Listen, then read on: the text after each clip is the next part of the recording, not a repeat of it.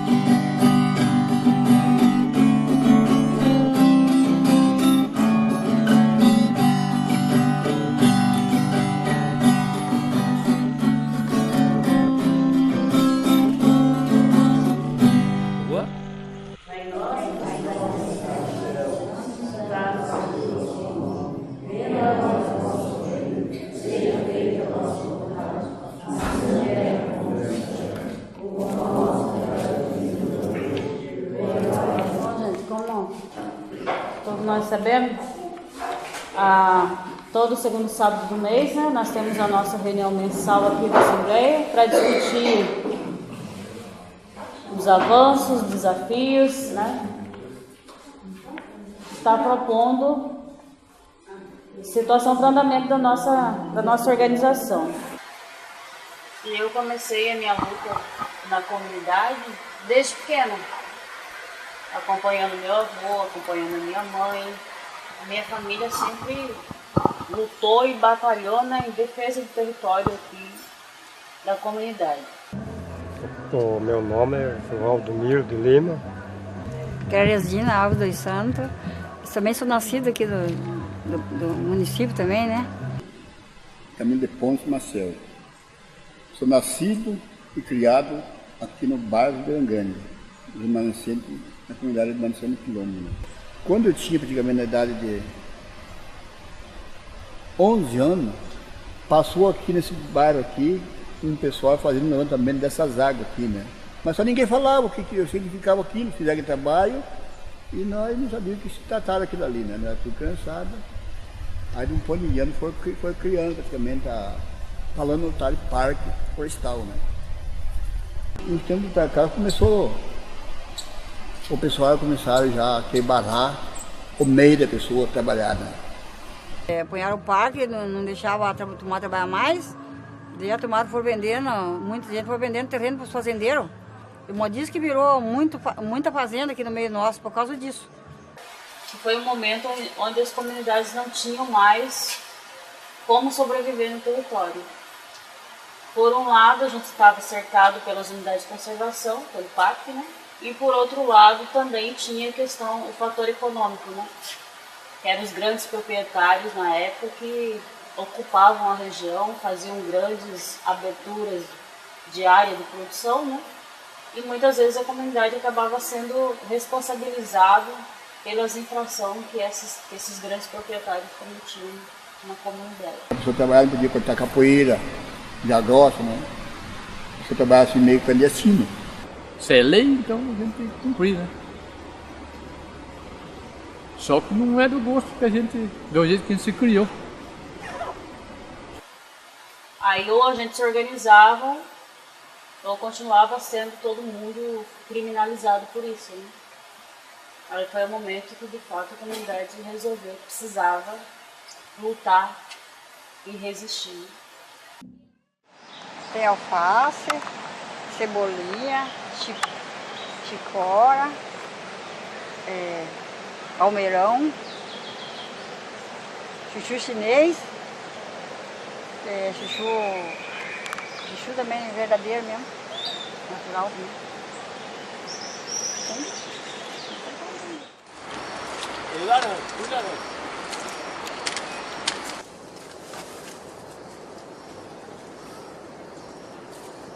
Quanto tempo tem? Aqui tá com um ano. Tem tudo é laranja. Laranja, pupunha, tem tudo.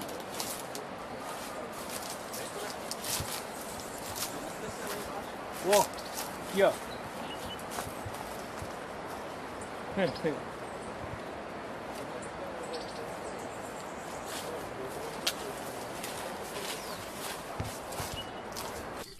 Olá.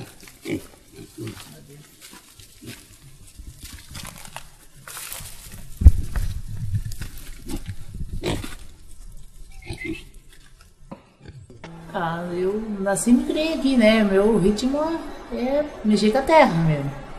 Plantar, assim, tirar sustento da terra para sobreviver. Daí, antes nós trabalhávamos, né? Plantava arroz, feijão, milho. Hoje a gente mudou um pouco o esquema, né? Foi aqui eu nasci, aqui eu me criei, lidando com a lavoura. E infelizmente estou até hoje trabalhando na agricultura. Meu nome é Rogério de Moura, moro no quilômetro Cedro, sou agricultor familiar. Nascimos na agricultura e estamos na agricultura, não desistimos. Para nós comer, para nós beber, não dá tudo aquilo que é para dar, mas uma parte nós defendemos. Né? Já não cresce nós comprar. E estamos cuidando na nossa propriedade, cuidando no que é nosso aqui. Então, essa tal de comunidade quilombola, ela é tudo voltado para a agricultura, né? Esse Benedito, ele saiu de um lugar chamado Rio Pardo, o Benedito e o Miguel de Ponte. Eles saíram de um lugar chamado Rio Pardo, diferença mais ou menos de 160 quilômetros longe de onde nós estamos morando. Eles saíram da casinha dele, por baixo da mata virgem, com facão, só arrombando mato, arrombando mato, arrombando mato, arrombando mato. Viajaram todo o tempo desse lugar que ele morava, do Rio Pardo, até chegar na propriedade que nós estamos. Os pais do meu pai, né, que abriram aqui. E daí depois foi um casal aqui, outro ficou no Rio Barangani, que não significa que nós somos uma família só. Então, Rio Barangani e Terra Seca é uma família só.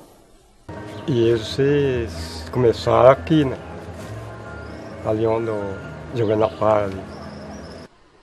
Então aonde foi o primeiro rancho que eles fizeram foi aqui, ó. Foi aqui de lado aqui. Que o meu avô fez e outro é Miguel de Ponte Marcel, que é o meu avô, pai do meu pai. Fizeram uma tacanisca ali, coberto de pai de Gissara, folha de palmito, fizeram aquele barraco ali e ali eles ficaram. Aqui eles falaram assim, olha, vamos ficar aqui, porque aqui temos água à vontade, 2 águas 50 aqui, e aqui dá para nós fazer uma lavourinha. Quando eles saíram desse lugar que eles saíram fugidos de lá. Por causa que aquela vez que eles judiavam da turmada, né? Tipo escravo, né? Daqui eles foram tocando serviço lá para cima, né? Ribeirão Grande, Corgo Sarto lá, né? Nós começamos a pensar em lutar pelo direito quilombola em 1996. Né? Foi um período de discussão mesmo, que estava forte pelas centrais sindicais, né? Pelos movimentos pastorais da igreja. E a gente sempre fez parte desses movimentos. Daí veio um entrepolo aqui, falou que tinha direito de formar um quilombo aqui, por causa do Nozéio. Depois não, depois veio o Pacífico Morato de Lima. Depois veio o Pacífico Morato, depois que veio os outros. Veio o Pacífico Morato de Lima, que é o pai da minha mãe, irmão. E foi que esse velho que veio, foi que lançou o documento dessas terras aqui.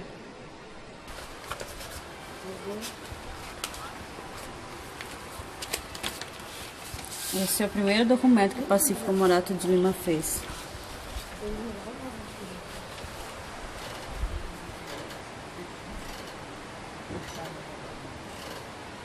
Data 2 de outubro, 8 de outubro. Foi ontem, fez aniversário de 1924.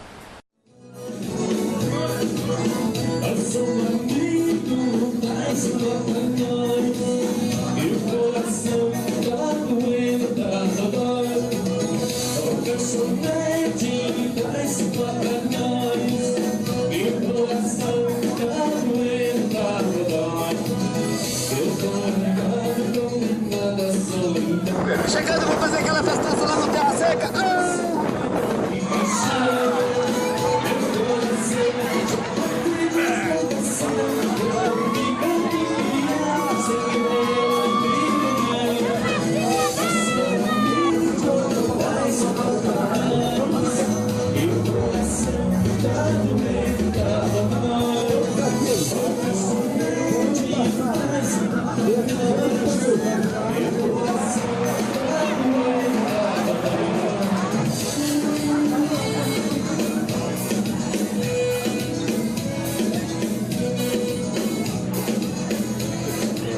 E agora, em 2013, a gente conseguiu dar entrada no RTID, que é o Relatório Técnico de Identificação e Demarcação Territorial, que nos garante a titulação do território. O território é um reconhecimento do Estado e da União que esse espaço pertence a essa comunidade tradicional que sempre conservou, preservou e usou de forma segura, né, o território. Nós somos a Sociedade Quilombola, temos a nossa Associação Quilombola, e somos remanescentes de quilombola e estamos aqui cuidando dessa posse. Então o governo ele tem que reconhecer que é um povo negro que está aqui, é um povo sofrido e ele tem que tomar mais responsabilidade com esse povo. Nossa, muito legal a história desse lugar, né? Muito legal, né? E nós estamos aqui com o Bruno Bergman, um dos integrantes do grupo que produziu esse doc. Obrigada pela presença, Bruno. Obrigado por terem aqui. Né? Bruno, para começar, por que você escolheu esse tema de TCC e você já conhecia a comunidade de Quilombo? Não conhecíamos não. Quer dizer, o diretor ele conhecia já. O nome dele é Armando Manuel Neto. E ele estudou na USP um pouco sobre esse tema. Ele estudou sociologia e sobre o tema dos quilombos. Então ele já tinha essa ideia de fazer, né, sobre os quilombos. E a gente achou muito bom isso. Claro, tinha dificuldades, né, porque era perto da divisa com o Paraná e ainda mais estudando no colégio estadual, ninguém tem muito dinheiro para gastar com esse tipo de coisa, mas a gente decidiu assumir essa empreitada aí. E os professores logo de cara aceitaram esse tema? Eles estavam um pouco receosos, justamente por esse motivo que eu falei, né, de ter um investimento, de ter que ir até lá. Mas daí a gente conseguiu ficar alguns dias no centro de pesquisa, fomos 3 vezes para lá, né? Nos finais de semana. Sim. E ficamos no centro de pesquisa lá perto, no Rio Turvo, e deu tudo certo. A gente viu nesse resultado, né? Como Obrigado. foi a realidade que você encontrou quando chegou lá? Como viviam essas famílias quilombolas? Eles não tem muito recurso, né? Não tem dinheiro, né? São famílias pobres, né? Os quilombos são um povo oriundo dos escravos, né? Acho que a maioria sabe disso. E esses, na época, né, da escravidão, eles se escondiam nas matas, né? E daí formaram povos. Então é uma comunidade que existe há mais de uma centena de anos, né? Então, só que eles estão ali, no caso desse DOC, debate essa questão do território e justamente por ser um parque estadual causa problemas, né, para o povo lá. Eles têm o interesse de usar a terra para o plantio, só que daí tem as regras do parque, daí eles têm o terreno de plantio deles muito delimitado, muito restrito, e eles não têm condições assim de plantar para fazer uma venda para ganhar dinheiro. Eles plantam mais para eles mesmos tirarem o alimento, né? E daí o sustento assim de venda para outros é mínimo, né? Sim. E como foi fazer essas entrevistas?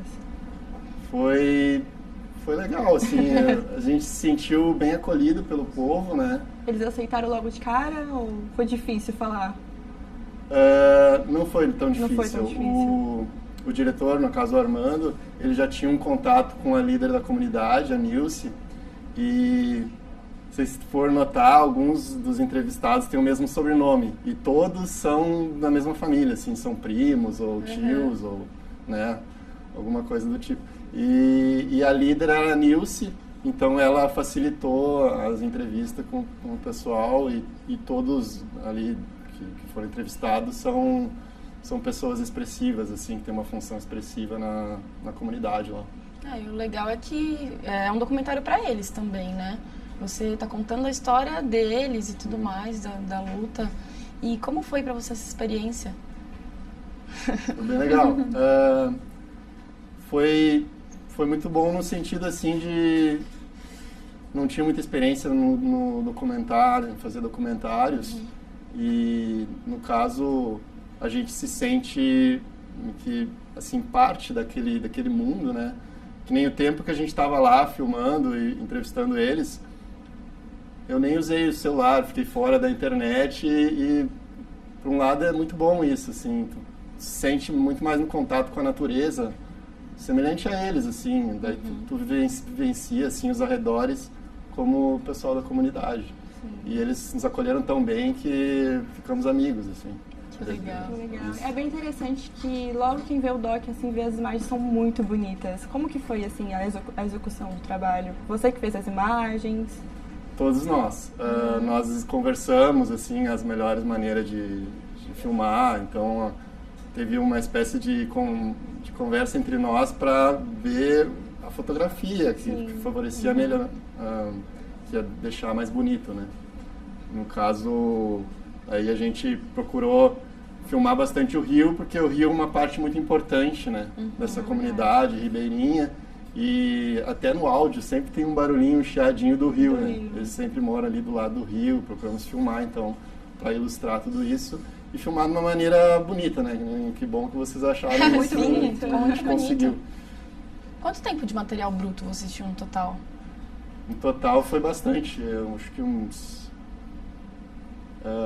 5 horas, então foi bem complicado na parte de editar, né? A gente tinha que escolher, assim, as partes mais relevantes, assim. Quem editou?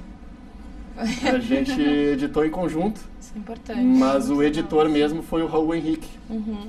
Esse pessoal todo que eu estou falando, eu posso passar o contato mais tarde, porque assim, para quem quiser entrar em contato comigo e saber desse pessoal, eu passo o contato deles também. Claro, e foi uma equipe bem legal, né? No final das contas deu bem certo. Somos uma equipe bem unidas, assim. E quanto tempo vocês ficaram lá? Como que foi essa viagem daqui de São Paulo para a comunidade? É uma viagem comprida, né? Uns 4 horas e meia, 5 horas de carro. A gente sempre saía no final de tarde de sexta, né? Na hora do trânsito ainda, chegava lá bem tarde, assim. Vocês iam sempre no fim de semana? No final de semana. Aí filmávamos no sábado e no domingo. Quantas diárias vocês precisaram para fazer? Enfim, a gente conseguiu filmar tudo em 4 diárias. Que bom. E vocês dormiam onde lá? Era na casa das pessoas da comunidade que moravam lá, dos moradores mesmo? Ou... Se fosse realmente necessário, acho que a gente teria que fazer isso, mas a gente conseguiu ficar no centro de pesquisa lá, da Barra do Turvo. Isso ajudou bastante. Que daí a gente podia fazer a nossa própria comida, barateou muitos custos, né? Ficava bem perto também, bem próximo da comunidade. Bastante gente visita esse parque? Como que Não. Não é muito explorado? Não é não. Acho que falta uma estrutura para o turismo lá. E é um lugar tão bonito, né? Exatamente. Bem bonito. E como que é essa questão das terras, né? Que eles falam que tem uma associação, que tem que dividir. É bem difícil alguém conseguir uma terra lá? Eu acho que sim, porque quem está instalado lá hoje... São famílias antigas. São famílias bastante antigas. Então, eles se instalaram lá, eu diria, há mais de 50 anos, né? Nossa. É bastante tempo. Caramba, e é o que você falou, né? Todo mundo família, todo mundo tem o mesmo sobrenome, é uma comunidade. Eles se conhecem ali. São poucas famílias diferentes, a maioria é uma família só e tal. E tem essa questão do parque também, né? Que eles não têm tudo que eles querem, tudo tem que perguntar pro parque. Complicado, bem complicado. Mas achei legal vocês explorarem esse tema para mostrar para as pessoas. Eu não fazia ideia também não de que existia esse parque, essa história, muito legal. Então, por isso que é importante eles se manterem unidos e terem uma organização interna deles, né, para justamente enfrentar esses assuntos que restringem eles, como a situação do parque. Né?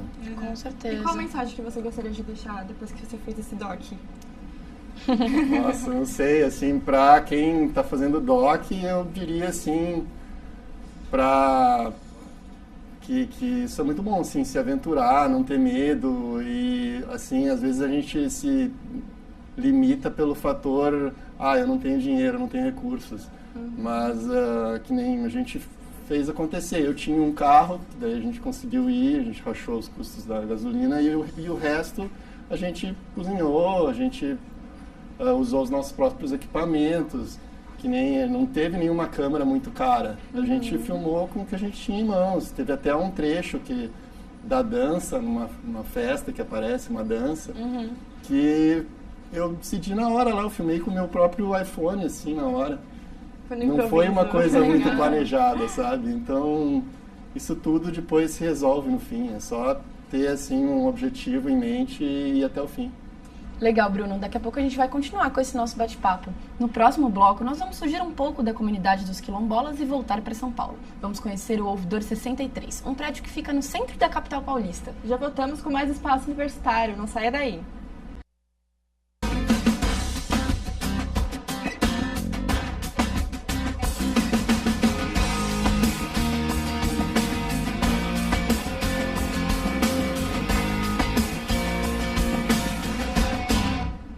Estamos de volta com o Espaço Universitário. Neste bloco, vamos conhecer o dia a dia da galera que mora no Ouvidor 63, um prédio da região central de São Paulo. O local foi ocupado por artistas de vários movimentos. São músicos, atores, grafiteiros que transformaram o antigo espaço em um centro cultural aberto para a população. Vamos assistir agora ao documentário 63 Invisível.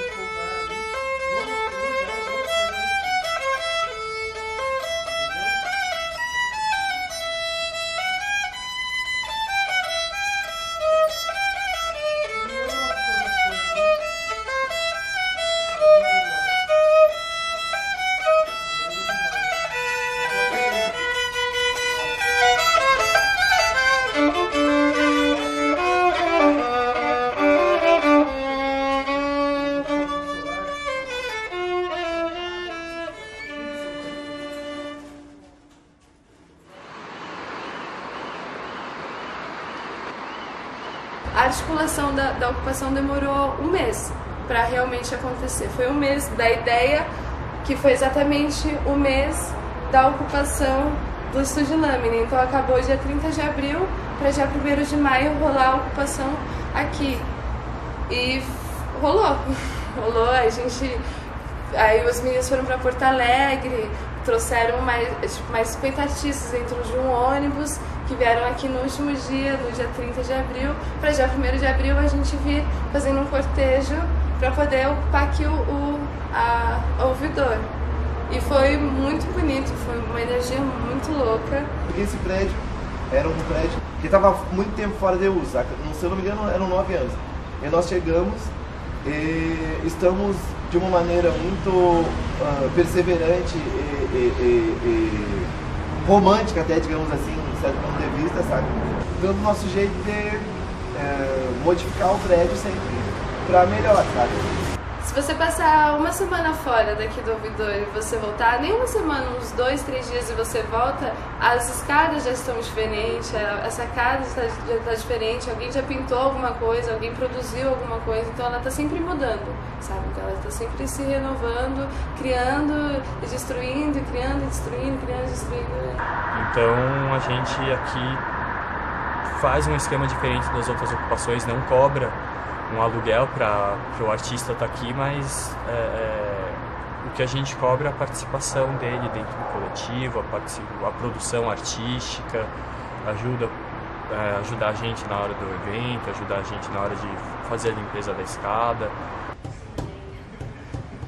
Dentro de um quarto escuro, em uma casa tão simples, eu conversei com um demônio. Eu desafiei, mesmo sem saber se sua mira era boa ou se ele hesitaria. Sou Rafael Cão, sou artista plástico. Moro aqui na ocupação e aqui no 4º andar, onde que a gente tem um ateliê de xilogravura. Meu nome é Alexandra, e eu tô aqui desde o dia 15 de maio de 2014. Eu e a minha filha estamos como as moradoras mais antigas daqui do prédio, a gente viu todo mundo entrando e saindo. E primeiro meu projeto aqui era como modelo, que eu sou modelo artística há muitos anos. E nessa foi desenvolvendo várias outras atividades no qual eu me integrei. E uma delas é customizar roupa. A xilogravura ela começa na madeira, depois você desenha sobre a madeira e depois você usa algumas ferramentas, como essas, ferramentas de corte, ferramentas de entalhe.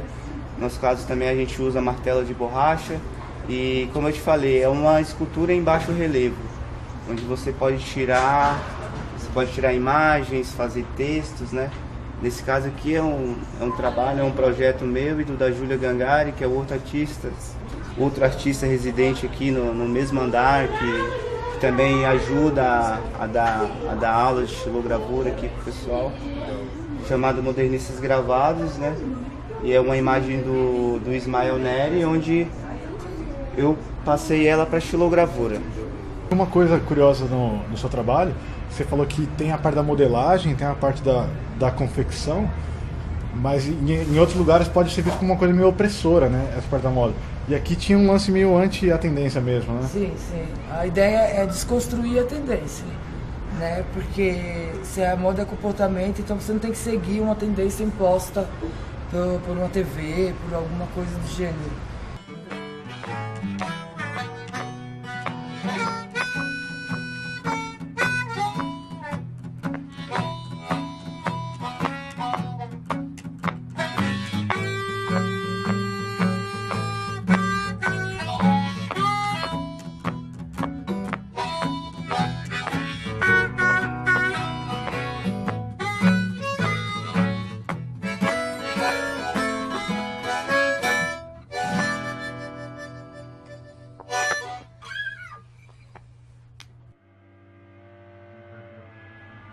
Somos 3.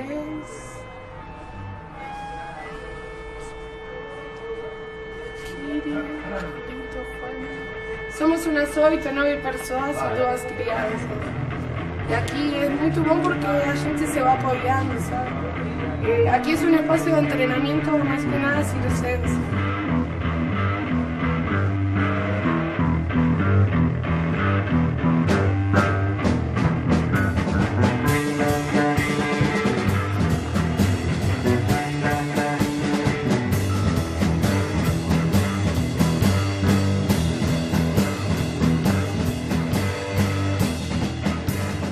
Lá en Argentina la ocupación es diferente, ¿no? Es muy difícil ocupar lá, tem cosas legais que tem que fazer e tipo, sempre são coisas pequenas, não são muito, ou se é muito grande é porque tuvo muita movilização.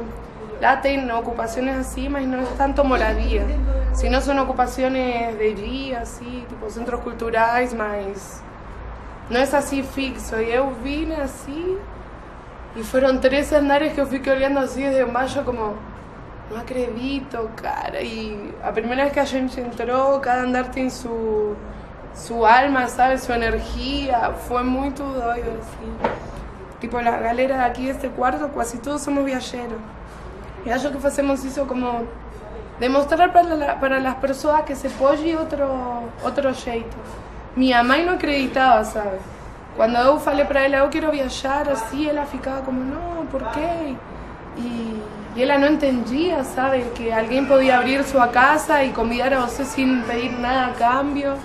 Tipo, tem monte de anécdotas, todo mundo tem, como quando você acha que já está ruim e sempre vem alguém para dizer, eu estou aqui. E isso a mídia não mostra, sabe? Isso o jornal não aparece. E é outra realidade, então a gente quer aproveitar este espaço para isso, sabe? E falamos entre todos, como... Está o espaço, vamos a explodir ele, sabe?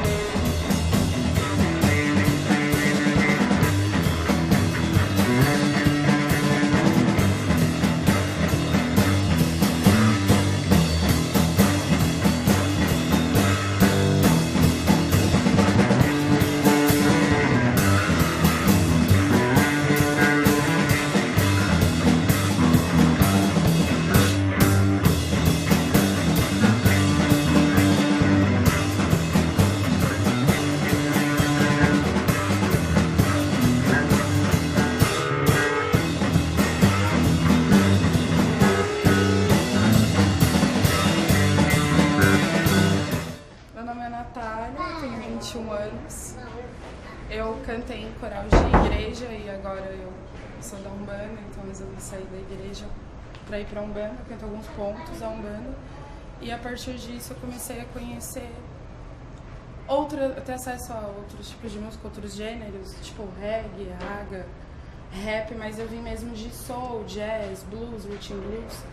E essa é uma canção que um amigo meu fez, que eu acho que explica o motivo da gente estar na resistência dentro da ocupação.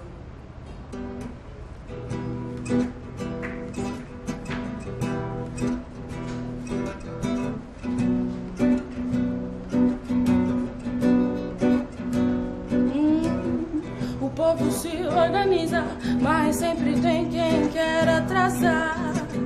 Nossa quadrilha está unida e não deixará nos manipular. Fascistas, monarquia, absolutistas, oligarquia. Um pouco de tudo nessa democracia, camuflando a morte e o descaso em massa. Tirania, democracia, compõe a bancada parlamentar, iludindo o pobre de que vai melhorar. De que vai, mas eu não acredito e nem vou acreditar. Mão que apunhala não irá me tocar. Se tentar fugir, polícia tenta pegar. Pra lembrar que aqui existe ditadura. Tenho orgulho de vir de Etiópia, berço da humanidade não conseguiram dominar. Troco Brasília por Addis Abeba, firmo minha força junto dos orixás. Um velho falou e eu ponho em praticar. Fogo no sistema que só quer industrializar. Indígenas e negros eles querem dizimar. Prestem atenção em quem irá confiar. Onai, o povo se organiza, mas sempre tem quem quer atrasar.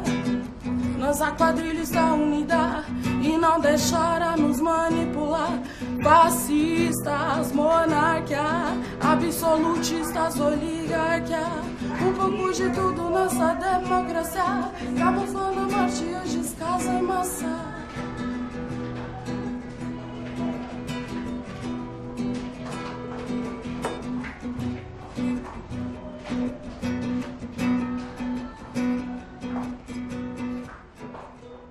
O Bruno Bergman também produziu este trabalho, mas dessa vez pelo curso de documentários da Bucareste Ateliê de Cinema. Bruno, por que falar sobre o prédio do Ouvidor 63?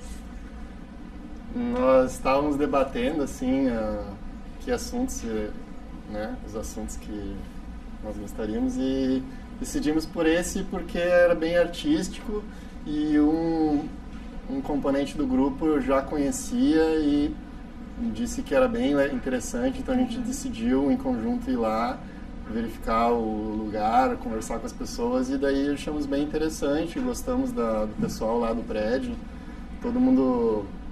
é um prédio muito grande, assim, muita gente está morando lá, então eu não diria que todo mundo nos acolheu, mas assim, boa parte dos artistas lá acharam uma ideia legal e nos acolheram. E Bruno, você falou dos ocupantes, né, que estão lá no prédio. Foi difícil falar com eles? Como foi essa chegada para você entrevistar? Não é simples. A gente teve que primeiro achar um contato lá dentro. E daí, como tem uma espécie de assembleia na noite de toda segunda-feira lá entre todos os moradores que quiserem participar, a gente também teve que participar dessa assembleia e pedir uma permissão, né? E eles nos deram essa permissão, e então a gente teve que respeitar as regras, né, o máximo possível, né, não é apenas um lugar, um centro cultural, é um lugar onde eles moram, né, então tem toda essa, um conjunto de regras que tem que ser respeitadas, né. Claro. E foi nessa assembleia que vocês encontraram os personagens do documentário, ou vocês conheceram alguém que foi, olha... Fulano faz isso, a pessoa tem uma história legal, como que foi isso? O que eu acho bacana do Ouvidor 63, lá do Centro Cultural, é que tá sempre mudando, assim. Todo dia que tu vai lá é uma coisa diferente, é uma pessoa diferente que vai falar contigo. Então, no início a gente achou que ia ser uma pessoa. E daí depois essa pessoa foi viajar de Kombi com uma turma dele pro sul, assim, uma aventura. E daí a gente... Não tem raízes, né?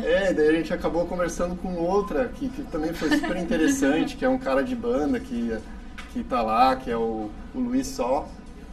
E se fosse, de repente, uma outra época, seria com outra pessoa. Então, sempre muda. Rola isso, né? Sempre pessoas diferentes, uma sai, outra entra, com outra história super legal também. Exatamente, E o bacana lá também é que, dependendo do andar, é uma coisa diferente, assim, né? Então, claro, por ser um lugar onde eles estão morando, tem certos andares que ficam fechados em momentos diferentes. Claro. Mas, assim, tem andares que estão sempre abertos e muda, assim. Tem um andar que é um espaço mais aberto, que é um espaço mais, assim, para musical, que o pessoal ensaia, faz shows. Outro já...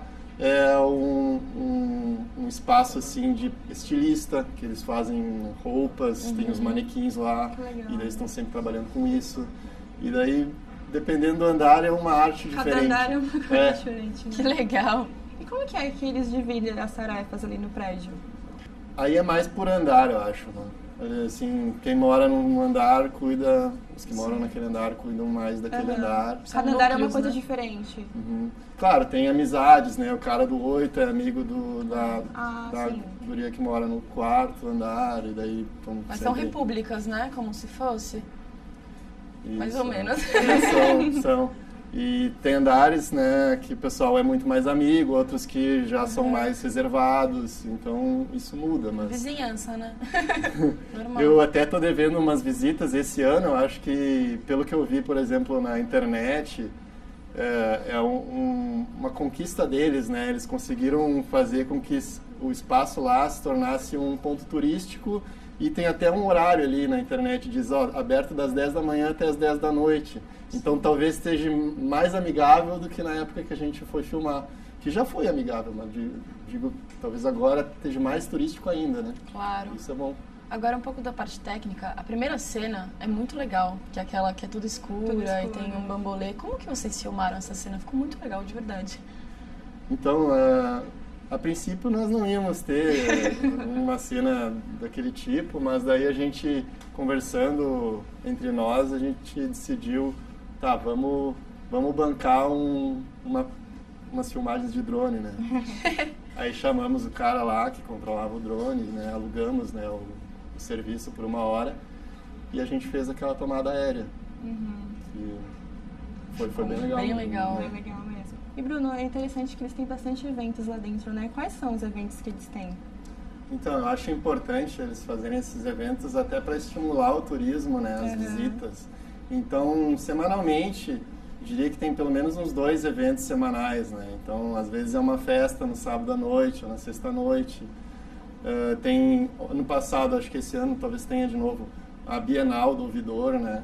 Que em paralelo com a Bienal aqui de São Paulo, eles estavam fazendo a Bienal deles, né? Então, eles têm esse nível de organização e qualidade artística para promover uma Bienal deles.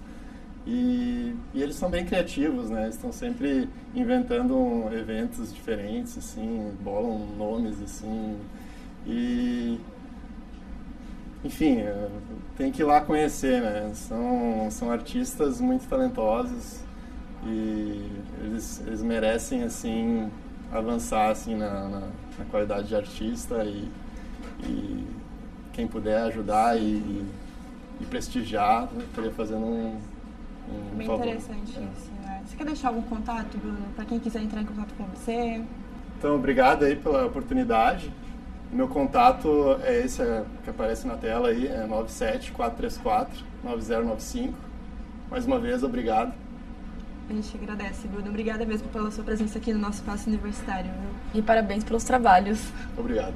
E se você também tem um trabalho audiovisual no seu portfólio, manda pra gente. Quem sabe você também não vem apresentar o seu. Escreva para tv@câmara.sp.gov.br. E vai lá na nossa página do Facebook do Espaço, dá uma curtida. Tchau! Tchau!